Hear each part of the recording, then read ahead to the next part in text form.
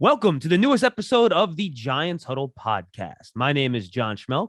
Today's guest, former NFL scout, Matt Manocherian. We're going to talk to him in just a second, but first, a reminder, you can find the Giants Huddle podcast in the Giants mobile app at giants.com/podcast and your favorite podcast platforms. And remember, folks, the draft season show will no longer be appearing on the Giants Huddle podcast, so go subscribe to draft season on its separate podcast feed. You can also find that, of course, on the Giants website and the Giants mobile app. All right, now we're joined by Matt Manocherian. I mentioned former NFL scout. Now he's running the show over there for the football ops over at Sports Information Systems. Matt, tell us all about your company, what you guys are up to, and what you're doing. Yeah, so Sports Info Solutions, or SIS, as we're going by, we started as a baseball company 20 years ago, but really in the last couple of years, we've really accelerated. We're growing a lot. We've grown into football and into basketball. And as you know, for the last 3 years, we've been putting out our SIS Football Rookie Handbook. It's our pre-draft guide where it takes my background as an NFL scout with the Saints and the Browns and has real NFL style scouting reports in it, along with all of the cutting edge analytics that SIS is doing as we work with teams and other people in kind of the industry. And we put it all onto a website this year. So instead of a big old heavy book, it's right there. It's a free website that we're releasing on sportsinfosolutions.com. And it's got all of that stuff, the player pages that makes you the GM. So you've got the analytics, you've got the scouting reports. You can look at your own team depth chart and see where you want to go. It's everything you need for the NFL draft. Yeah, you can go follow him at sportsinfo_SIS for the company. And then if you just want the football stuff, at football_SIS. So make sure you guys go check that out. Of course, you can also follow Matt at Matt Mano, all one word, MATTMANO. Make sure you go check that out and check out the website. It really is a lot of fun. Matt, we've had you on. This is the third straight year now talking draft. I love talking to you about some of these players because you guys have a unique view that's different than a lot of the consensus out there.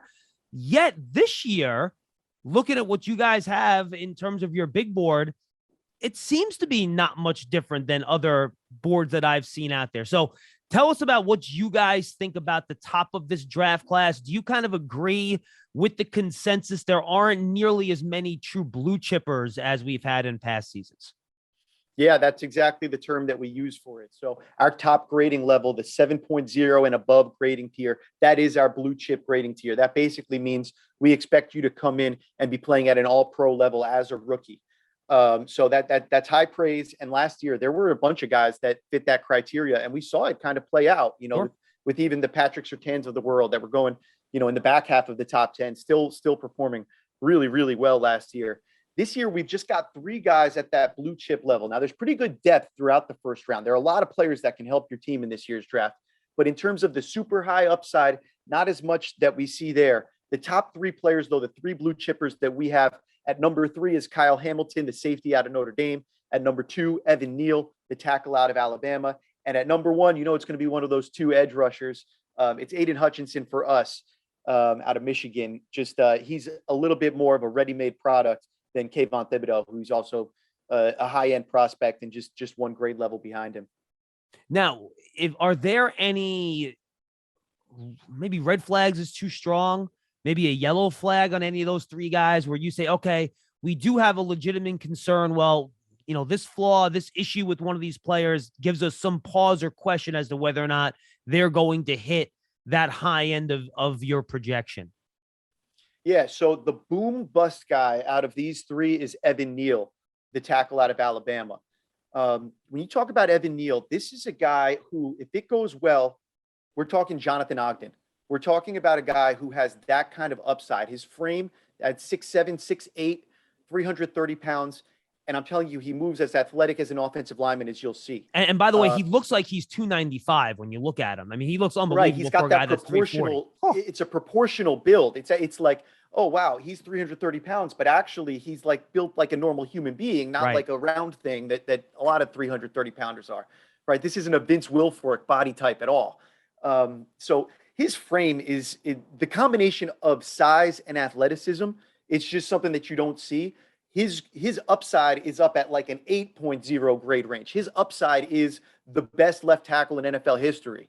And I don't think that's going too crazy. The flexibility this guy plays with, the strength that he has, his upper body strength. There's a lot of really great stuff there. But where I do see that, I don't see a scenario where he doesn't become a starting level offensive lineman. I think he could fit at tackle or guard. But where I do see things with him where you need a little bit more development, he's a young player. Played one season at left guard, one season at right tackle. This past season, he was at left tackle. 40 games in 3 years for Alabama. Did a really good job for them. But he will spend a little bit too much time on the ground, which sometimes is an athletic red flag. With him, I really think it's a technique thing. I think he's got to develop his technique and get more experience out there playing in these situations. But I guess there is a path where if he doesn't get all the technical stuff right, then he would be a starting level player, but not somebody that would be that outrageously great player. So he's the one that I think of where it's a little bit more kind of boom or bust. But Aiden Hutchinson, I mean, he doesn't have Chase Young type of upside, Right. but he's ready made. He's going to come into the league and he's got like 10 sack potential right off the bat. And Kyle Hamilton, I know he ran slow at the combine. I don't care. This guy has all kinds of range. He can do everything you'd want an inside the box safety to do, and then some. But then also at 6'4", he's got great range, not just in terms of his physical length, but also he covers the back end really well. When you turn on the film, there's no speed concerns with Kyle Hamilton. So I feel great about any of those three players. Those are, like we said, the blue chippers. Let me do a quick follow-up on Hutchinson and Hamilton. Anything that you see on tape or in your numbers that make you worry about A, his shorter arm length, or B, his lack of elite kind of flexibility and bend around the edge? And then for Hamilton, would you feel comfortable if you have to reduce him down to cover receivers in the slot? That's maybe the one thing I do worry about with him. Right. So with Hutchinson, I'm not concerned about any of the physical tools that he has. I know shorter arms can be a thing that gets discussed a lot, but when you talk about it, this is a guy who has all of the physical tools that you really do look for. You're really nitpicking when you got a 6'6", 260 edge, and you're talking about, the arm length there. That's a real nitpick, I think.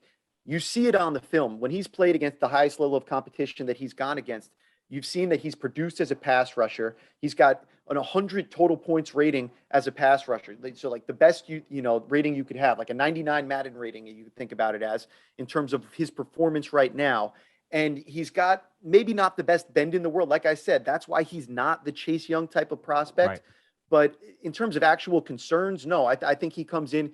He's a high level player. He's going to be one of the better pass rushers in the NFL. He's got great variety. He's got great hand use. He's really a ready-made product. So I think that the floor is just very high with him. Hamilton, you asked about the one thing that I do think is the fairest criticism of his game. I don't think he's the way that I think he's least useful is to try to go out and cover a slot receiver. I think that he's going to be much more valuable if you're in man coverage, covering a tight end, right? He can cover these unicorn type of tight ends where you actually have a little bit of somebody who could answer like the Travis Kelce question. The Darren Waller, right? Those guys. Yeah, like I'm not saying anybody's going to really answer that question, but he can at least match up with those guys physically. So I think he'd be a little bit of wasted if you were trying to have him cover the slots like that. And then in zone, no, I have no concerns about him. Intermediate zones, deep zones, he can do that stuff all there. So I think what you've identified is a fair criticism. I just don't think that's how you want to use him. No, fair enough. All right, let's go to your next tier. I find it interesting because I've been kind of going back and forth with these guys myself in my scouting process. You have Charles Cross and Ekwonu with identical grades, yet they're very different types of players. So sort through that. If the Giants are sitting there at 5, Evan Neal is gone, and this is a very plausible scenario, right? And they're looking at Ekwonu, they're looking at Cross, and they got to make a call. What should be the things they're considering when they're trying to split the difference between those two guys? A ready-made pass protector versus somebody that just has more physical upside, I think, down the road. I think that's what you're talking about. So Charles Cross out of Mississippi State, this guy, I talked about Aiden Hutchinson with the 99 kind of Madden rating as pass rusher. This guy, same thing as a pass protector. He had the best advanced analytics as a pass protector of anybody in the country this year, kind of across the board when you look at all the metrics together. So analytically speaking, this is a guy who can do it as a pass protector. He's got the physical traits that you look for. He's got the polish that you look for. plays with great balance, plays with great hand placement and timing. Not somebody who's going to be an overpowering run game player. I think this is more of a pure left tackle. And yes, coming out of the offense in Mississippi State, he's going to have to adjust to doing some different things that are going to be asked of him at the NFL level. But the ideal frame and athleticism to be a starting left tackle, really, and just, minus being the 6'8", 330 best athlete I've ever seen as a tackle, Evan Neal type player. I think Charles Cross is the guy that I do prioritize ahead because of that. I think the pass game is just more important. And if you can get somebody to lock down that blind side, that's really key. Now, Ekwonu, he's also a really great player. And I don't want to sell him short. This is somebody who doesn't have it totally cleaned up technically, but physically, again, this is somebody who just plays with a power. His tenacity to finish in the run game is rare. I think that he could end up finding a home at left tackle. He could end up finding a home at a different offensive line position. Regardless, I think what he's going to bring is a little bit more balance to his game, where he can be a really good blindside pass protector, needs to develop a little bit, but in the run game, he's coming in is somebody that's just like overwhelms you with his physical skill and kind of the force that he can bring in there. So really, really talented player. Don't see it put together on the film as much at this point, right? We talk about the total points rating. He was just a 76 overall and an 88 in the pass game this past year. That's good, but that's not that 99 elite that we talked about with those other guys. So just know that it might be a little bit more of a learning curve, but the upside, again, for a third-year player with his kind of size and strength, there's a reason why he's going to be a top 10 pick as well. And the other thing, Matt, I feel good about Ekwonu is that if he fails at tackle, I can plug that dude in at guard, and I'm going to feel really good about that, Right. Charles Cross is not going to be moving positions. Exactly. He's going to be a tackle for sure. Ekwonu could move inside. Evan Neal could move inside. I don't think you want him to. I think that's a waste.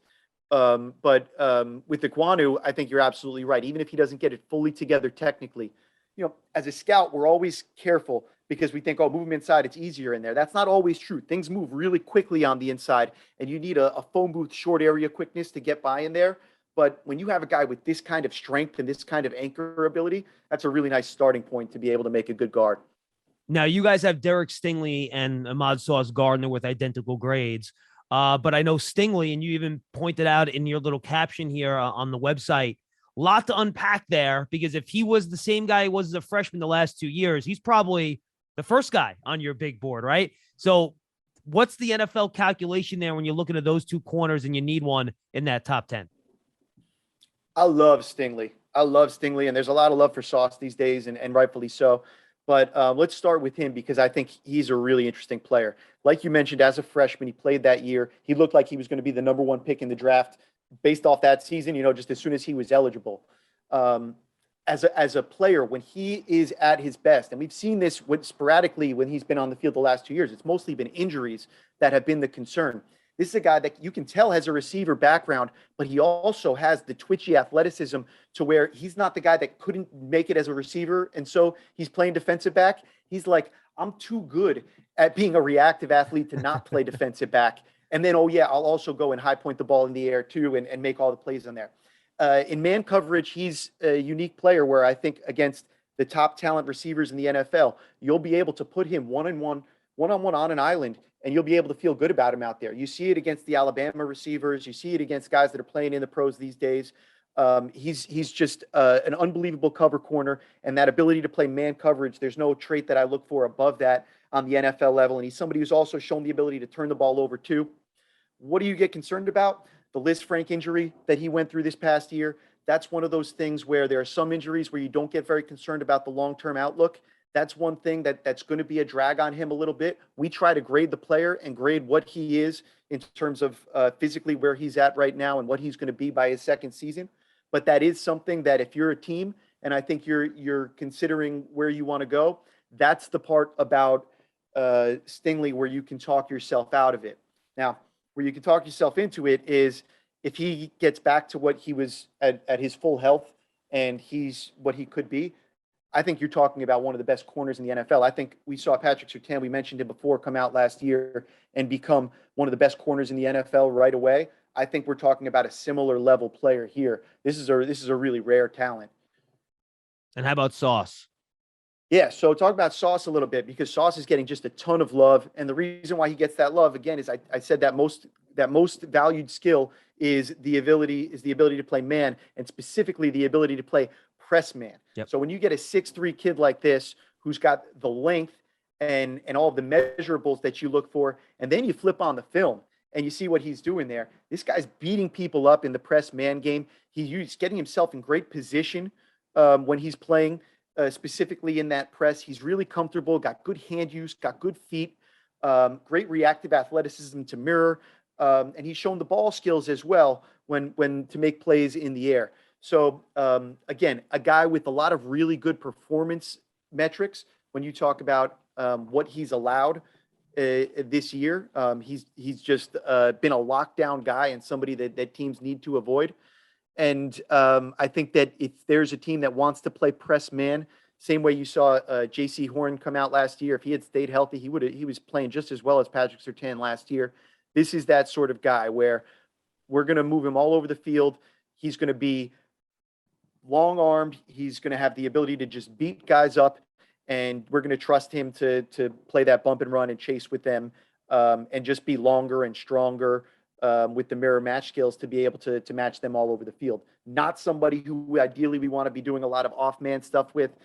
He's shown not as comfortable in that aspect of the game, but a high-level player. Like you said, these guys are both at that 6.9 grade level. When you're talking about that, you're talking about a number one corner on a Super Bowl level team. So, what do you think? I'm sorry, Matt. Go ahead. I apologize. No, that's a lofty grade. We love both these players. What do you think about the rest of the cornerback class? If the Giants can't get, Sauce or they decide not to go with Stingley at 5 or 7, they decide, all right, top of the second round, we do want to try to add a cornerback. Who are some of the guys that could be available in that 35, 36 range that you guys happen to like? Yeah, so best case scenario, I think a couple guys, the next two guys on our board, if either of them were available, I'd jump at it there. Trent McDuffie, I think he's likely to go in the first round. Probably a little bit better on the inside because he just doesn't have the elite size like we talked about with these first guys. But somebody that I think has just great cover ability, and he's going to be on the field all the time right away in his career. And then Andrew Booth Jr. out of Clemson, again, another guy's man coverage skills. That's what the key thing that he's bringing you there. All of these guys that are being highly valued here, it's because they've shown the ability to lock down guys in man-to-man. They have the high-end speed and athletics and acceleration that it takes, along with the reactive athletic ability to make plays on the ball. I think you're talking about number 1 or number 2 level corners when you start to get to this level of players. Probably more ideal number 2, but could be number 1 corners as well. Definitely some guys that can play in terms of this area of the draft. Maybe a little bit less of the fluidity in terms of a Booth compared to these first guys that we talked about. So you want somebody that's a little bit more physical, you'd lean that way. You want somebody that's a little bit more sort of can play in the slot and really be with those twitchy athletes, then you probably lean towards McDuffie. But both those guys I'd be excited to have at that level. And then right below them, I think there are even some more guys where you don't have to panic. There are players at corner and at edge in this year's draft that I think through the second day, you'll find some good players. We're joined right now by Matt Manocherian, Vice President of Football and Research at Sports Information Solutions. Go check it out. You mentioned the edge rusher class, Matt. Why don't we head there next? I think looking at your big board, maybe I'm overstating this, maybe not as high on the top of the edge rusher class as some other people. You have Thibodeau at 7, which is kind of where I've seen him. But then you have Trayvon Walker at 13. As you well know, he has had basically a rocket pack on his back the last month. He's flown up boards. And then your next pass rusher, I don't think pops up until 28 with George Karlaftis. So take us through, after Hutchinson, what you guys think about that pass rusher class and kind of what the sweet spot is if you're looking for one. So we have 7 pass rushers. That is true in terms of when we stack them and we rank these guys by numbers. But this is why I'm a big proponent of role-based grading as opposed to round-based grading, because you have different numbers of good players in each and every draft every year, right? Like last year we had the crazy good top 10, And then it kind of leveled out more quickly when you got into deeper into the first round. And then you had like some really nice depth around like the third round pick type range. This year, I think you don't have any of that super duper high top 10 talent. We have those 3 guys that we've identified as blue chippers, which is fewer than last year. But that 6.9 to 6.7 grade range, that strong starter grade range, these are players that you build a Super Bowl team around. If you're trying to make it a round based system, yeah, these are first round picks in a quote unquote round based system. But the good news is we've got almost 40 players this year that we would put in that first round grade range if that was how we looked at things, right? So that's precisely why we don't do round based grades. We do role based grades. And in terms of starting level edge players, we think there are 7 guys in this draft. So yes, you're right about the top end. Hutchinson, we have him as the top player overall on our board. Like I said before, not Chase Young level, but a very good player. He's going to come and be good. Thibodeau has a little bit more upside physically than a Hutchinson. He's also a little bit better probably as a run defender, kind of right out the box. Hutchinson's not bad in that regard, but Thibodeau really shows some strength there. Also somebody who's got a perfect total points rating as a pass rusher when he was on the field this past year. I think he's somebody that at the 6.9 grade level, I don't want to get too hard on him. This is just one notch below that blue chipper. We think that he's an ideal top edge rusher on a team and has the potential to be a double-digit sack guy. So he's right there when you start to talk about the very, very high end of this draft. And then at number 13 is where we have Trayvon Walker. And what you got to remember is we're grading this all based on the film. Yeah, we get the combine numbers and stuff like that. And, to some extent, that might seep into the way people think about their evaluations. But it wasn't like we didn't know when you watched the film. The athletic traits are ridiculous with Trayvon Walker. Like, this guy, athletically, there's nothing that he can't do. He can play inside, he can play outside, he can pass rush. He's got just all kinds of physical ability. He hasn't had that development. He doesn't have that polish to his game quite yet. So where I look at him and I think, why would I get so excited about him as an NFL team? I love a player that I can put on the field on first and second down as an edge, be a really strong player there, have all kinds of upside, and then on third down, bump him inside, and then I can bring in one of these situational special edge rushers to come in on the edge on the outside. I don't need to tell a Giants fan about, the old NASCAR package. That's the idea with Trayvon Walker, is that he's the guy you can bump inside on third down and have that ridiculous athletic ability where he could beat guards, he could beat tackles, he can do it all. So I love those 3 guys. And yes, there's a little bit of a jump before we get down to the guys that you mentioned before, but that's not to say anything negative about Karlaftis and these other guys. I think there are some players in this draft, so you can be patient there. I want to ask you specifically about a couple of these guys, because we haven't touched on them a bunch. Jermaine Johnson is somebody that some people think could, pop into the top 10 there. He's only had 1 year of production going from Georgia to Florida State. What are the things you really like about his game, and what are some of the things that might give you pause if you're looking to make him a top 15 pick in this year's draft? Yeah, I mean, the pass rush upside is what jumps out with this player. You see the ability to pass rush. You see the strength and power that he brings to his game. A really good, strong upper body strength and hand use. What you get concerned about is, like you said, it's kind of the one-hit wonder. And it's kind of where's the consistency to see this on a play-by-play, on a down-by-down basis.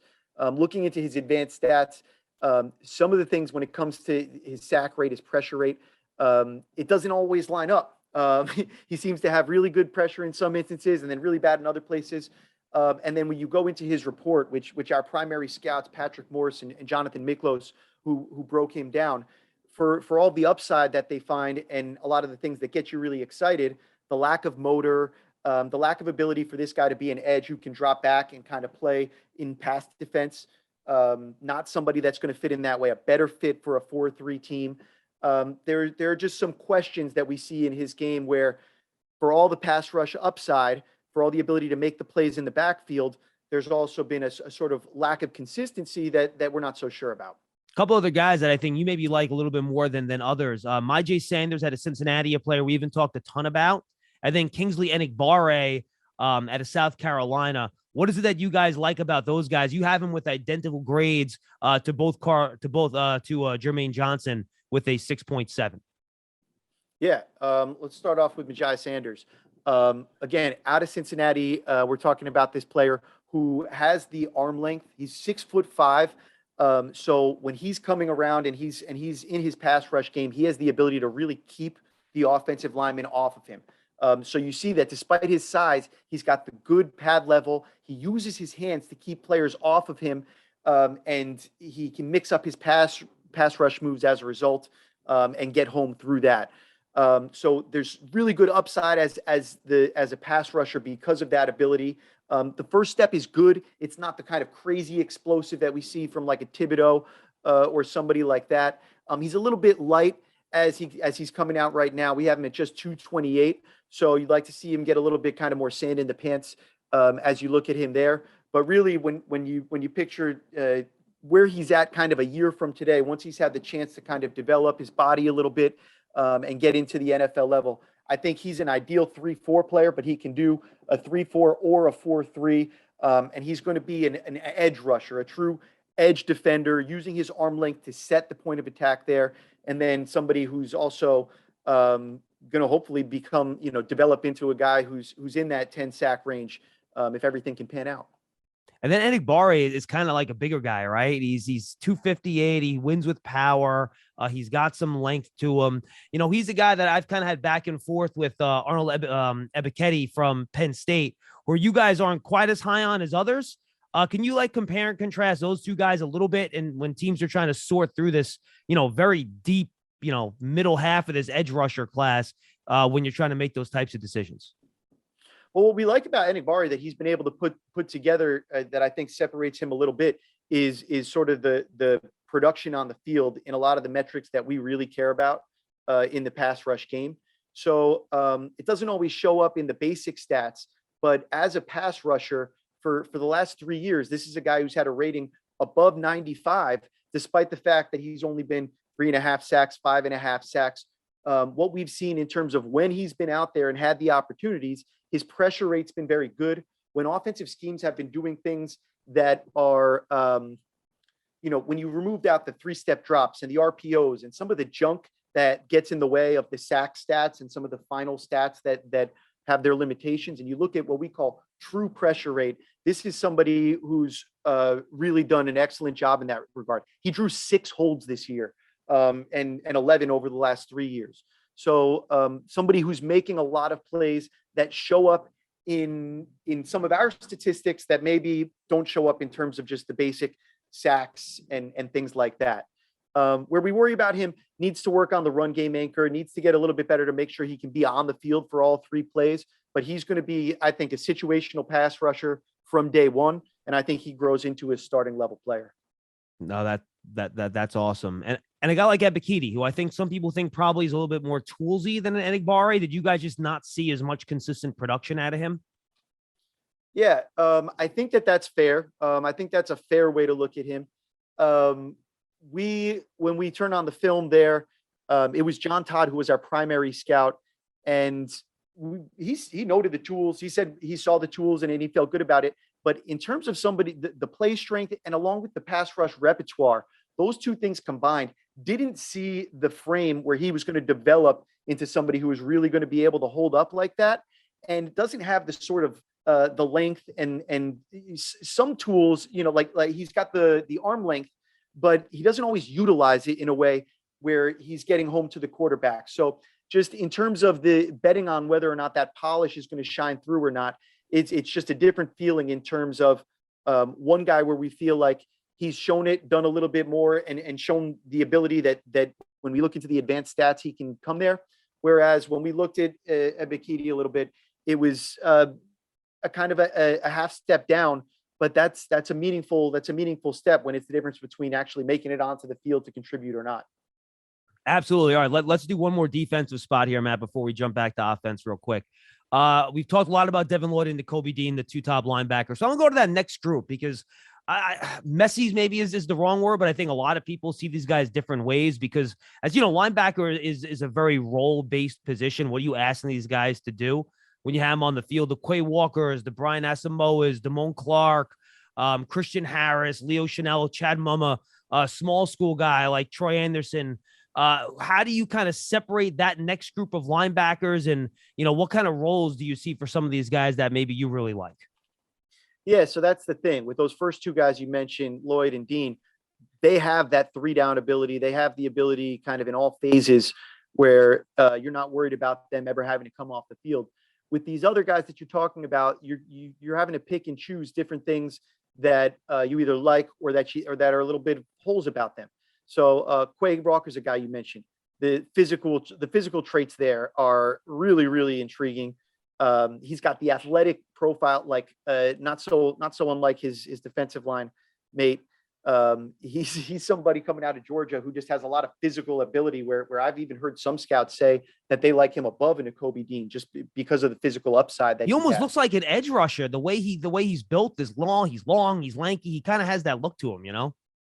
Right. And he's that body type. We've seen some guys that have had the success moving to the inside with that body type. And I think that's kind of what you'd be looking for, right? You could see him mugging the A gap a whole bunch, sure, making center's life a pain in the butt.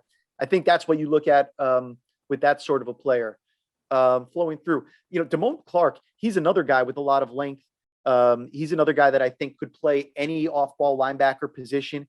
Unfortunately, he had a situation come up at the combine where he had to have surgery and he's going to miss the next spine season. surgery. Rough. Yeah. So he's somebody who I think, unfortunately, probably, maybe becomes a value pick for somebody a little bit later on, but not somebody that's going to be in that same range, although might have been somebody that fit in a little bit of that Quay Walker mold in terms of really high-end physical traits and just needs to kind of iron out the rest of his game a little bit. You look at an Asamoah, this is somebody who you're going to have to give a little bit in terms of size. Doesn't have the ideal size that you look for a linebacker, but this guy is just all kinds of explosion. You talk about twitch, you talk about somebody who's shot out of a cannon. That's what you're getting with this sort of a player. A little bit more in the Devin Bush mold, thinking about a player of somebody who came out a couple of years ago. Not somebody who I think is going to be an ideal coverage player, but somebody who just makes your entire defense faster. I think that's the vision when you talk about a player like him. Yeah, I think linebackers is probably, at least in my opinion, and Matt, you've been doing this a lot longer than I have. I think linebackers are really difficult positions to scout now, just because frankly, I think it's one of the most difficult positions to play in the league, right? You have to be able to cover, you got to be able to blitz, you have to be able to stop the run. They design these offenses now to just put linebackers in the most difficult spots with these running quarterbacks too, right?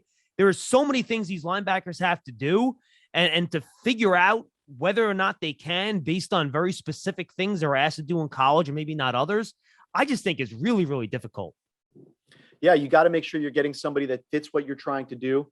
And I think that's a bit of why we've seen a devaluation of the linebacker position. Offenses are doing so many things with different personnel groupings to make it really difficult to have 3 linebackers on the field. That's like hardly ever a thing that we see anymore. We almost see more 1 linebacker than we see 3 linebackers at this point. So it's not a position that teams are emphasizing on their depth chart. And I think really, as we see the development of the league, the more positionless you can be when you're talking about your safeties, your overhang players, your linebackers, the more positionless you can be, the more of a space you're going to have in the modern NFL, because unless you are that sort of positionless player, offenses can find a way to pick on you. And that's, I think, exactly what you're talking about. No question about it. We're joined again by Matt Manocherian, former NFL scout, vice president of football and research at Sports Information Solutions. Matt, let's go back to the offensive side of the ball. The Giants probably are not going to pick a wide receiver early, but I do want to ask you about one of your early rankings here at wide receiver. You guys have Treylon Burks at the top of your wide receiver rankings. I think that, was maybe a little bit more popular a little bit earlier in the draft process and not so much now. What do you guys love so much about Treylon Burks that he's your wide receiver number 1? Yeah, well, the good thing about our board is that it's not going to change based on the combine. It's going to be based on what we saw on the film and what the advanced analytics that we're basing off that film study show. What we love about him is that this is a guy who is, when he's not open, he's still open. He's got the sort of hands, the sort of catch radius, and the ability to make plays where like it's almost Deebo Samuel light in a way. This is somebody who can make plays on the ball, even when he's completely covered. So we've seen the production, the way that he was used in that Arkansas offense. It's one thing to see these Alabama guys performing with the quarterback who's throwing them the ball in the offense. This is somebody who completely transformed the way the Arkansas offense was run. When he was on the field, they were a different offense in every way than they were without him. And he's somebody that the defense really had to account for with multiple people all the time, because the run after the catch ability is so good. So he was at the top of our total points rating in terms of what he did as from a production standpoint as a receiver this year. I think that he's somebody that it's going to be really hard to press against him, because he's just got so much size and strength built to him. And at the end of the day, his contested catch ability is the trait that stands out more than anything else. Even when he's not open, he's open. That's legitimately what I think you're talking about with this guy. So I think you got some Mike Williams to him. I think you got some of that. And we like him. Tied is the same grade, I think, with Jameson, if I have my memory serves right. But the number one in the ranking. Yep, you guys have him 6.9 on both guys. Jameson Williams is my number one. Why? I love Jameson Williams. Boy, that guy is fast. I mean, he's so explosive. He's so explosive. I'll tell you what, though, when I was watching film on Evan Neal, I kept getting distracted by Bryce Young and Jameson Williams. Bryce Young makes some downright distracting plays in a good way. Yeah. Where you're watching, you're like, man, this guy can do some things.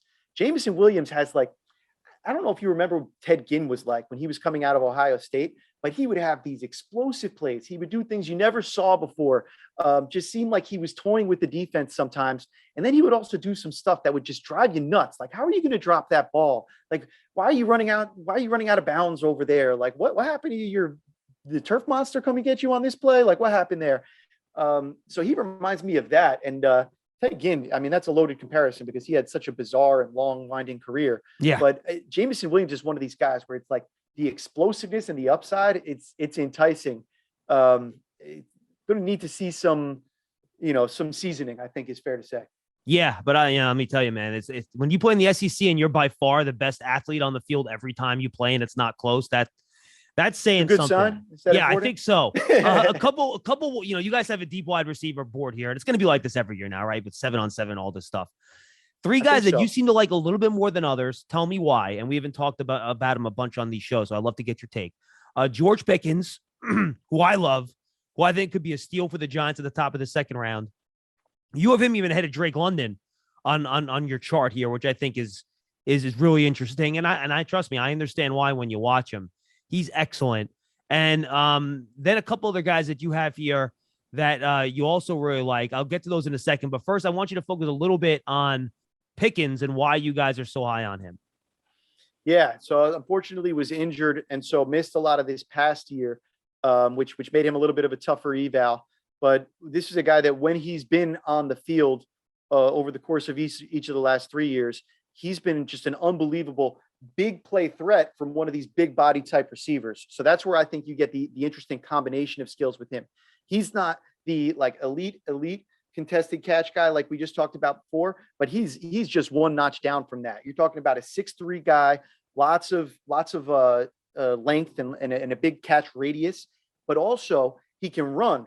And when the ball is in the air down the field, he has a really innate ability to track the ball and win the ball at the catch point. So that's the trait that we look for, where we say not the run after the catch so much as this guy's just a problem running down the field on deep routes, and he's somebody that you can really trust in those situations to have strong hands, to be able to do some things to get open in those situations. Not talking about the fastest guy in the world, but certainly has enough speed, and the abilities that he show are valuable enough. And then if he can kind of develop his route tree out and show the ability to kind of be able to do a little bit more things there, then I think there's going to become a sort of limitless potential in terms of where you can use him and what he can become in terms of a run after the catch guy, a possession guy, in addition to having that most important ability, the big body, the speed, and the tracking ability to go and get the ball down the field. That's huge in today's NFL. Talk about another guy that's had to overcome injuries, Justin Ross out of Clemson. You guys have him ranked as your 40th best player, which I think is probably a lot higher than most others. Why? Why do we have Justin Ross rated higher than other people? I'd have to figure out why those other people have him rated so much lower than us. No, that's fair. But he's at that 6.7 grade range, right? I mentioned there are about 40 players that we would say that are in that strong starter plus range. We think that, when you get that 6.7, that's an indication that we're saying if this guy's your number 2 receiver, then you've got a really good receiver room. He's a guy, again, like these first couple that we talked about, can win the contested catches, big body guy at 6'4". The combination of size and athleticism that he can contribute. He has had the injury history, so the injury concerns are something that are always going to bring people down. And I'll remind again, we're showing that he's 40th overall. That's not considering the injury risk. We let doctors and other people worry about that. But a guy that when he's been out there, he's been a really consistent producer for them. Not somebody who's like an incredible separator. And that's why I think we separate him from being a number 1 guy in the way that some of these other guys are. But like we said, if he's your number 2, he's doing some really spectacular things, showing the ability to kind of go up above people, make some catches, got some twitch in his sort of route running ability. And even without having good quarterback play and dealing with the injury that he dealt with throughout this past year, we think that he's a starting level receiver who can kind of do some things, ideally lining up on the outside, but also could potentially become like a big slot candidate as well. If the Giants want to try to find, just an average NFL starting tight end that you can plug in, feel good about him, end of day 2, beginning of day 3, who are some of the guys you like that can maybe do a little bit of everything? Interesting position. I don't know if you're going to find in like an ideal starter that kind of has like the all around ability, but there are some exciting players. And the first guy, the top guy on our board, and the guy that I'm most excited about is Isaiah Likely. He's coming out of Coastal Carolina. So a little bit off the beaten path there. But this dude is just an athlete. You talk about somebody who was productive as a receiver this year. He's like a borderline slot receiver in kind of the way that he's used. Like if you think about like a Mike Gesicki type of thing, he's an H, not somebody that you're going to want lining up in a 3-point stance, even though he does have that frame at 6'5". He's not somebody who's going to sustain blocks. You'd be choosing a guy who's a difference maker in the pass game and not somebody who's going to be a difference maker in the run game here. But the size and sort of mismatch ability that he brings with him, the way that he ranked so well in terms of his ability to create broken and missed tackles after the catch. And like I mentioned before, his production as a receiver, yes, it's at Coastal Carolina, but this guy's fun to watch as a receiver when you flip the film on. Very good. All right, as we close here, the Giants need to fix their offensive line, Matt, and that's going to be a big focus. Then we talked about your tackles at the top of the class. If you're looking at the top of round 2, round 3, let's do offensive tackles first. Is this a deep enough class where you might be able to find somebody in those areas that can come in and, be okay in year 1 and develop into something a little bit more? Yeah, I think you've got some solid candidates there, probably in the day 2 range. At this point, it's looking like Trevor Penning's going to come off in round 1. But a couple guys that I look at kind of right after him on the board there, Tyler Smith, if he's available in the 2nd round, I think that's a huge value play right there. This is somebody who's a young prospect, but he's got the body, the frame, the strength, the athletic upside that you look for to be a high-level tackle in the league and could really grow into a plus player. Do you have to start him at guard, do you think, Matt, and then move him outside? Do you think he can start year 1 at tackle? I think he can start year 1 at tackle. I think you'd be dealing with some growing pains, certainly, when you talk about starting him out there. But I do think he's somebody that projects best as a right tackle. And I think he's got enough length to be there on the outside where, like I mentioned before, sometimes just moving guys inside can make things can move really quickly in there. And for a guy with less experience like him, I'd be more keen to kind of keep him where he's already comfortable. But I do think that if he starts struggling in space out there, if you see some of the grabbiness, he has had some issues in that regard through his career so far. That could be an option that you end up moving him inside. But I'd be hesitant in that regard. He's been a left tackle. I wouldn't feel comfortable starting him there right away. but I do think he can be a right tackle, and he's a guy that showed out pretty well in terms of bringing things on the field this year. All right, then let's go inside. Let's look at guard centers. Maybe who some of the guys you like again, round 2, round 3. It doesn't look like a super deep class based on your board here and some of your grades that you can plug and play, bring him in, feel good about this guy being a guard or a center for you on day 2. Yeah, on day 2, I think that's tough. Linderbaum's the center that everybody knows about that we really like. There are a couple of guys that if they're available there, you never know where guys will get drafted and where guys will fall.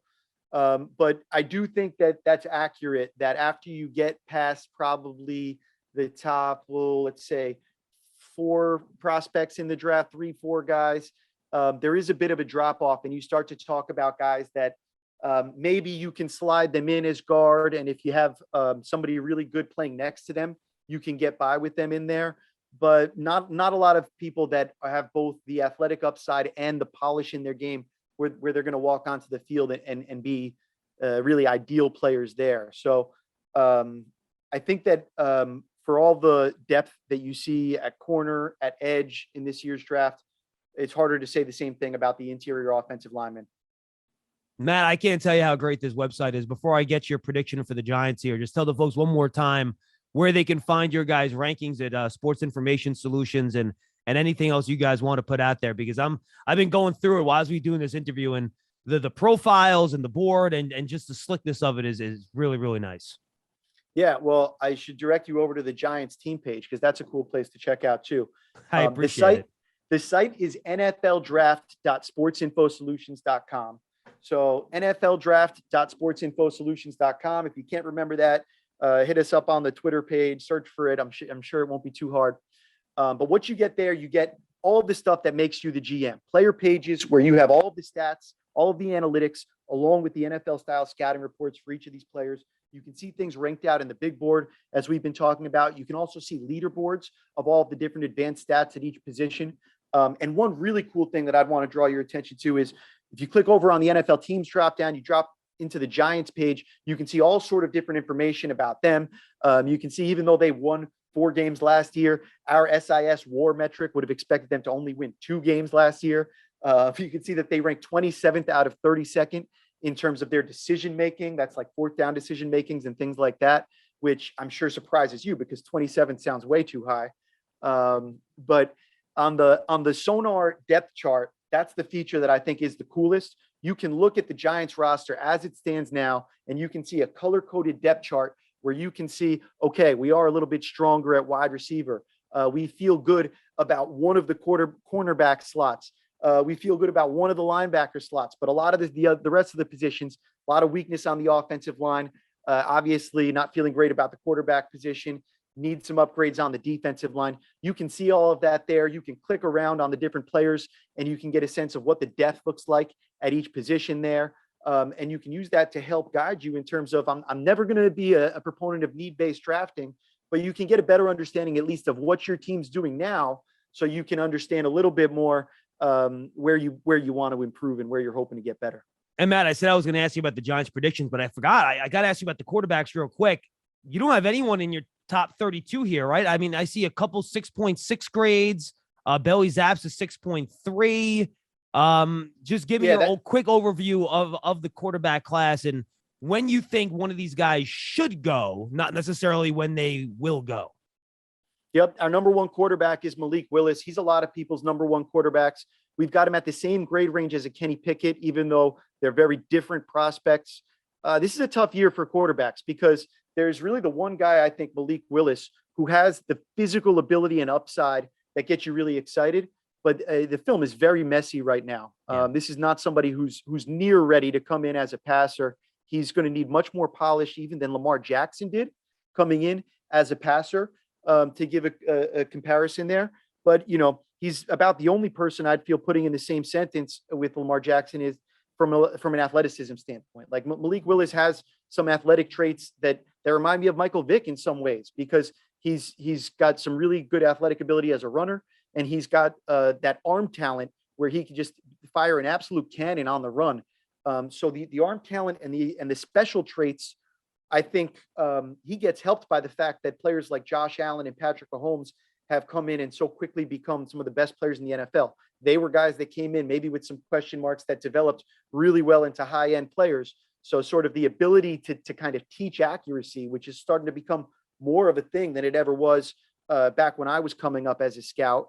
That's what I think plays into Malik Willis and is the reason why there's a team that's going to talk themselves into drafting him very high. I think sometime, somewhere around the number 10 pick range, I think we see him plus or minus there end up going, even though he's just, like you said, the top quarterback on our board, but just the 42nd ranked player on our board. We have some running backs that we have ranked above him to blaspheme the analytics community.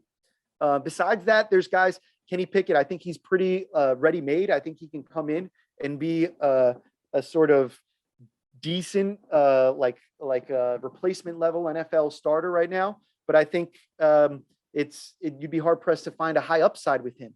And going back to what I was just talking about, when you're looking at Mahomes play against Josh Allen in the championship game, how am I going to compete with those guys when I'm just bringing a Kenny Pickett to the equation? Similar things, Sam Howell, he really gets hurt because this guy's like Baker Mayfield light. You watch him and it's hard not to see Baker Mayfield.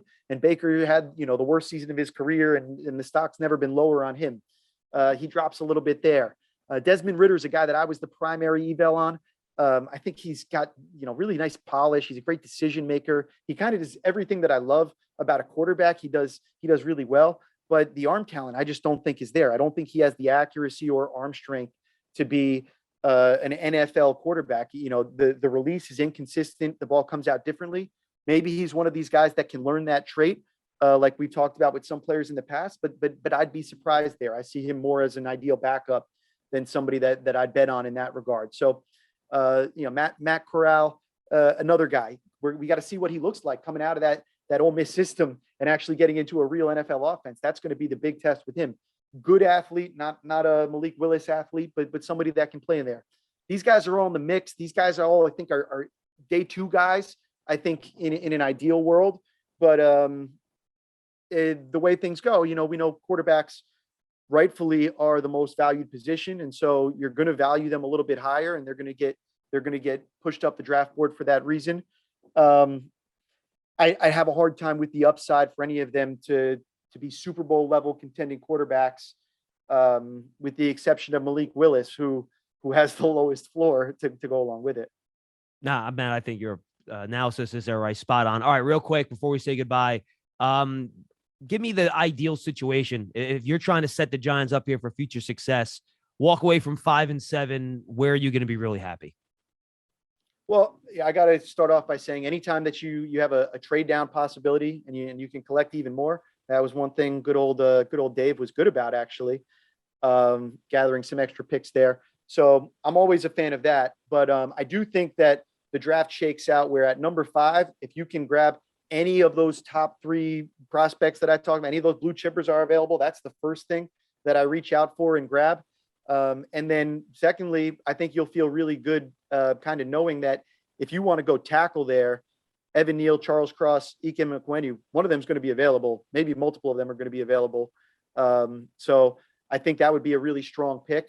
On the other side of the ball, we talked about a couple of corners and we talked about a couple of edge players. Yeah. I think those are the value positions where you'd want to go as well. So who's dropping to me?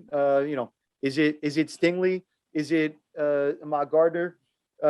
Okay, I'm happy with those guys at corner. If it's a Kayvon Thibodeau, I think that's maybe an ideal scenario to be able to get somebody with that kind of upside that could come in and help your pass rush. So I think you'd feel really good about sitting tight right where you are, guaranteeing yourself 2 of the top 7 players in the draft, and maybe 2 of the top 5 players on your board as things tend to shake out. But then, like I said, if there's anybody that's, if we start to see Kyle Hamilton drop and all of a sudden he's there at number 7, and then there's somebody calling you up at number 11 saying, hey, we want to move up and give you our number 1 pick next year too, then that's the gift that keeps on giving.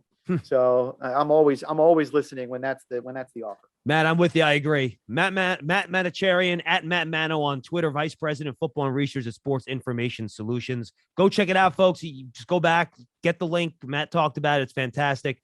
Matt, we appreciate it. You always spend about an hour with us before every draft. It's great information. Thanks so much for the time. Thanks for having me. That's nfldraft.sportsinfosolutions.com.